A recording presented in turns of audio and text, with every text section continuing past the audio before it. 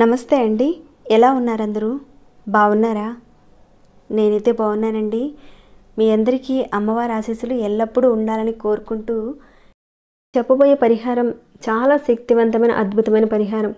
మీరు ఎంత కష్టపడుతున్నా ధన రాబడి పెరగటం లేదు. ఈ విషయం మీదనే చాలామంది అడుగుతున్నారు. చాలా ఈజీగా ఉండే ఒక పరిహారం చెప్పండి అని అంటున్నారు. ఆ విషయం మీదనే ఈరోజు వీడియో ఉంటుందండి.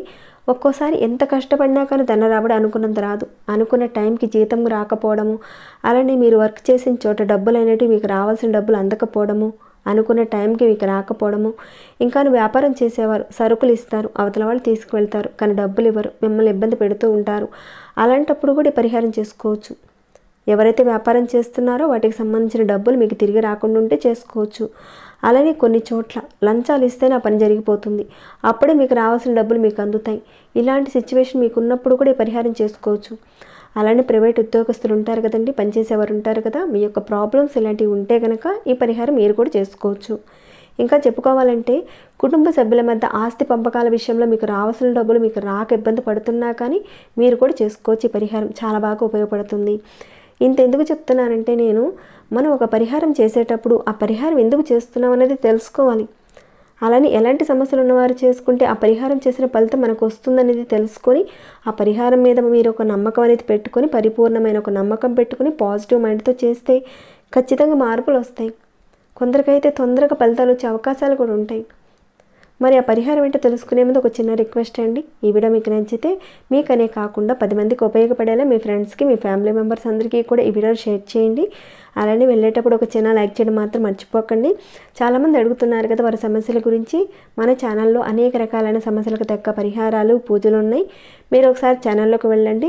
మీ సమస్యకు తగ్గ ఏదైనా ఒక పూజను కానీ పరిహారాన్ని కానీ మీరు ఎంచుకొని ప్రయత్నం చేయండి. మీకు వచ్చిన మార్పుని ఫలితాన్ని నాతో షేర్ చేసుకోండి. అలానే సబ్స్క్రైబ్ కాని వారు సబ్స్క్రైబ్ అవ్వండి. బెల్ బటన్ ప్రెస్ చేసి ఆల్ అనే నోటిఫికేషన్ని తప్పకుండా ఆన్లో పెట్టుకోండి. ఓకేనండి. ఇక మన విషయం మాటకు వెళ్దాము.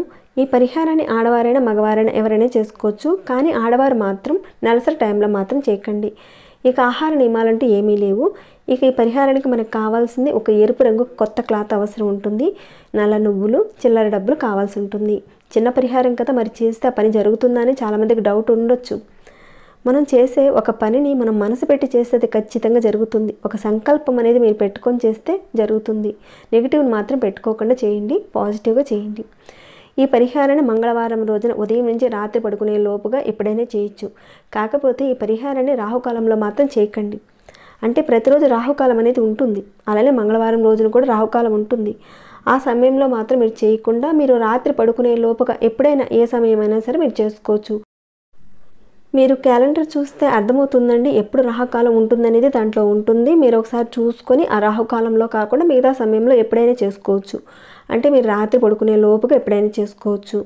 తర్వాత రెడ్ కలర్ క్లాత్ తీసుకోండి. పాతది కాదండి, ఇక్కడ కొత్త క్లాతే తీసుకోవాలి. ఎందుకంటే మనం కొన్ని పండుగలు, పర్వదినాలు ఇలాంటి సమయాల్లో మనకున్న సమస్యలు పోగొట్టుకోవడానికి కొన్ని పరిహారాలు చేసుకుంటూ ఉంటారు మీరు. కాబట్టి మీరు ఒక 1/2 మీటర్ కానీ లేదంటే 1 మీటర్ కానీ క్లాత్ని ఇంట్లో ముందుగానే తెచ్చి ఉంచుకోండి. ఇక పరిహారం అనుకున్న రోజున చక్కగా మీరు ఎలాంటి ఇబ్బంది అనేది పెట్టుకోకుండా తెచ్చుకున్న దాంట్లో నుంచి కొంత భాగాన్ని మీరు కట్ చేసుకుని వాడుకోవచ్చు. ఇక ఆ క్లాత్ని చక్కగా అలా పెట్టుకోండి. ఇక్కడ జస్ట్ మీకు చూపిస్తున్నానండి. తర్వాత దీంట్లోకి నువ్వులు తీసుకోండి. ఇంత మాత్రం తీసుకుంటే సరిపోతుంది. ఆ నువ్వుల్ని కాస్త దాంట్లో పెట్టండి. ఆ తర్వాత ఈ నువ్వుల్లో ఒక 5 రూపాయల బిళ్ళలు వేయండి. అంటే రూపాయి బిళ్ళలు తీసుకోండి, లేదంటే 2 రూపాయల బిళ్ళలు తీసుకోండి. 5 రూపాయల బిళ్ళలు కానీ 10 రూపాయలు కానీ ఏవైనా పర్వాలేదు. ఒక 5 బిళ్ళలు మాత్రం అవసరం ఉంటాయి. ఇక వాటిల్లో ఆ నువ్వుల్లో పెట్టండి. ఇక ఈ పరిహారాన్ని మనం ఎప్పుడు చేయాలంటే స్నానం చేసిన తర్వాతనే చేయాలి. స్నానం చేయకుండా మాత్రం చేయకండి. స్నానం చేసిన తర్వాతనే చేయాలి. ఇక దీనిని చక్కగా మూట కట్టేయండి. ఏదైనా ఒక రెడ్ కలర్ క్లాత్ తీసుకొని చక్కగా మూట కట్టేసేసి ఇష్టదైవం ముందు అంటే మీ పూజా మందిరంలో దేవుడి దగ్గర పెట్టుకొని నమస్కారం చేసుకోండి. గట్టిగా మనసులో అనుకోండి, డబ్బుకు సంబంధించిన సమస్యలన్నీ కూడా తీరిపోవాలి అని చెప్పుకోండి. రాబడి పెరగాలి, ధన రాబడి అని అనుకోండి. అయితే మీకు రావాల్సిన డబ్బులు ఏవైతే ఉన్నాయో అవి తిరిగి రావాలని, మీరు పనిచేసిన డబ్బులు ఉన్నాయి కదండి అవి రావాలని కోరుకుంటూ దీనికి ఎలాంటి సాంబ్రాణి ధూపం అలాంటిది ఏది కూడా చూపించడం అవసరం లేదు.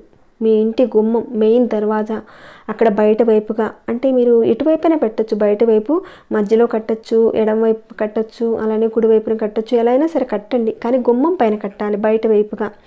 ఇలా కట్టిన తర్వాత మీరు ఒక నెల తర్వాత దానిని తీసేసి పారే నీటిలో వేసేయండి. లేదంటే ఎవరు తొక్కని ఒక ప్రదేశంలో వేయండి. లేదనుకోండి అవకాశం కూడా లేదు, చెట్టు మొదట్లో ఎక్కడైనా ఒక చెట్టు ఉంటే కనుక ఆ చెట్టు మొదట్లో మట్టి తీసేసి కొయ్యి తీసి అందులో పెట్టేయండి. ఈ రకంగా మీరు నెలకు ఒకసారి చేస్తూ ఉండాలి. నెలకు ఒకసారి మారుస్తూ ఉండండి. ఈ విధంగా మీరు చేస్తూ ఉండడం వల్ల ధన రాబడికి సంబంధించిన దోషాలు తొలగిపోతాయి. డబ్బు రాబడి రోజు రోజుకి పెరుగుతుంది. ధన రాబడి అనేది బాగా పెరుగుతుంది. జాతకంలో దృష్టి దోషాల వల్ల అలానే రాహుకేతువుల వల్ల సంపాదన తగ్గిపోయినా కానీ, జాతకంలో కుజుడు యోగించకపోయినా డబ్బుకు సంబంధించిన సమస్యలు వస్తూనే ఉంటాయి. మీరు చిన్న పరిహారం చేయడం వల్ల ఆ సమస్యల నుంచి మీరు బయటపడతారు. తప్పకుండా చేయండి, మంచి ఫలితాన్ని అయితే చూస్తారు. ఇక ఈ వీడియోని ఇంతటితో ముగిస్తున్నాను. మరి మీకు ఎలా అనిపించింది ఈ వీడియో అన్న విషయం మీద కాస్త కామెంట్ కూడా ఇస్తూ ఉండండి. ఇంకేమైనా డౌట్స్ వస్తే కనుక అడగండి, తప్పకుండా రిప్లై ఇస్తాను. లైక్ చేయని వారు ఒక చిన్న లైక్ చేసి వెళ్ళండి. సబ్స్క్రైబ్ కాని వారు సబ్స్క్రైబ్ చేసుకోండి. ప్రతిరోజు మన ఛానల్లో ఉన్న వీడియోస్ని చూస్తూ ఉండండి. మరొక భక్తి వీడియోలో మళ్ళీ మిమ్మల్ని కలుసుకుంటాను. అంతవరకు సెలవు.